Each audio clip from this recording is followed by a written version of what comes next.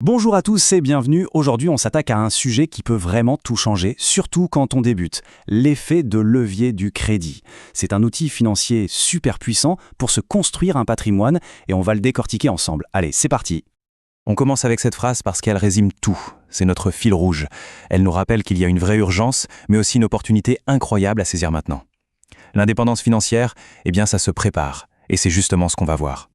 Et celui qui est derrière cette pensée, c'est Clément, le créateur de Liberté Financière France. C'est un étudiant de 19 ans. Et ce qui est génial, c'est qu'il a compris très tôt que même avec un budget limité, les bonnes stratégies peuvent faire une différence énorme. Il prouve que non, l'âge n'est pas du tout une excuse pour ne pas commencer à investir intelligemment. Alors, quel est le programme? D'abord, on va poser le problème de base de l'investisseur. Ensuite, on va voir la solution, la fameuse puissance de l'effet de levier.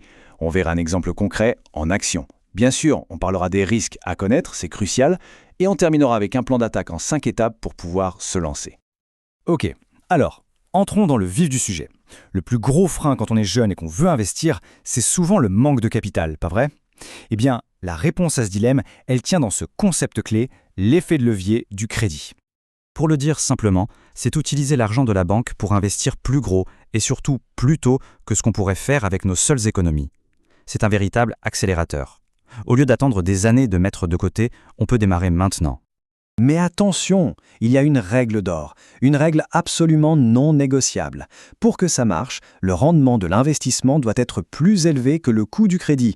C'est ce calcul, tout simple, qui va déterminer si on s'enrichit plus vite ou si on va droit dans le mur.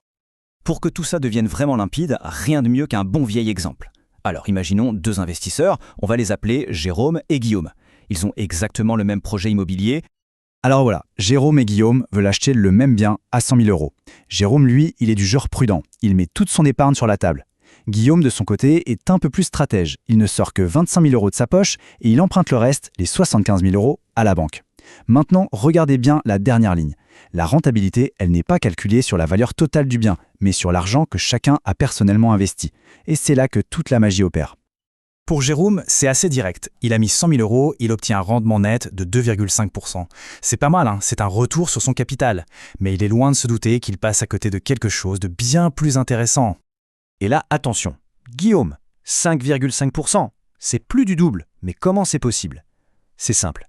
L'appartement génère le même gain pour les deux. Sauf que Guillaume, lui, n'a investi que 25 000 € de son argent pour obtenir ce même gain. Sa rentabilité est donc calculée sur cette mise de départ beaucoup plus faible. En gros, il fait travailler l'argent de la banque pour lui. Et le bonus, le truc énorme, il lui reste 75 000 € d'épargne sur son compte pour d'autres projets. Voilà la vraie puissance du levier. Donc pour résumer, l'effet de levier, ça ne fait pas que booster le rendement. Ça permet d'investir plus gros, de créer son patrimoine plus vite, avec l'argent des autres, ça peut aider à payer moins d'impôts, et surtout, ça évite de mettre tous ses œufs dans le même panier. C'est un vrai couteau suisse financier. Bon, je sais ce que vous pensez. Ça a l'air presque trop beau pour être vrai, non? C'est parce que, comme tout outil puissant, il faut savoir le manier avec précaution. Il est temps de faire un petit retour à la réalité et de parler des risques. La réponse, vous vous en doutez, est un grand non. Ce serait une erreur monumentale d'ignorer les risques. Un levier qui amplifie les gains, il peut tout aussi bien amplifier les pertes. C'est ce qu'on appelle l'effet massue. C'est le côté obscur de la force. Si, pour une raison X ou Y, l'investissement rapporte moins que ce que le crédit coûte, le levier s'inverse. Il joue contre soi et les pertes sont alors démultipliées. C'est pour ça que la règle fondamentale qu'on a vue tout à l'heure est si importante. Et il y a d'autres risques à avoir en tête. Le cash flow négatif, par exemple, c'est quand les loyers ne suffisent pas à couvrir la mensualité du prêt et qu'il faut remettre de sa poche tous les mois. Il y a aussi le risque locatif, un appart vide, un loyer impayé, ou tout simplement les humeurs du marché immobilier. Mais la bonne nouvelle, c'est qu'avec une bonne préparation, on peut maîtriser tout ça. Ok, maintenant qu'on a vu la théorie, les avantages, les risques, il est temps de passer à la pratique. Comment on fait concrètement? Voici un plan de match, une méthode simple en 5 étapes pour se lancer intelligemment. Alors, le plan est simple. D'abord, étape 1, on va voir sa banque pour savoir quelle est notre force de frappe, notre capacité d'emprunt. Étape 2, on part à la chasse au bon investissement, celui qui respecte la fameuse règle d'or. Ensuite, on calcule son ratio de levier, on simule différents scénarios pour être prêt à tout. Et enfin, étape 5, super importante, on se construit un matelas de sécurité en mettant de côté l'équivalent de 6 à 12 mois de mensualité. C'est cette préparation qui fait toute la différence. On arrive à la fin de cette présentation. On va résumer l'essentiel et surtout, voir comment on peut aller plus loin.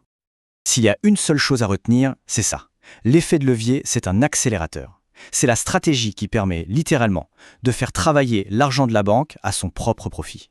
Ça rend possible des projets qui semblaient complètement inaccessibles et ça ouvre une voie royale vers l'indépendance financière. Et on finit sur cette autre phrase de Clément qui résume parfaitement l'état d'esprit.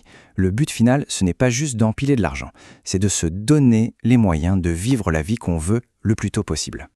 Alors pour tous ceux qui se disent « Ok, c'est génial, mais par où je commence ?» Clément a créé exactement ce qu'il faut, le guide de l'investisseur étudiant débutant.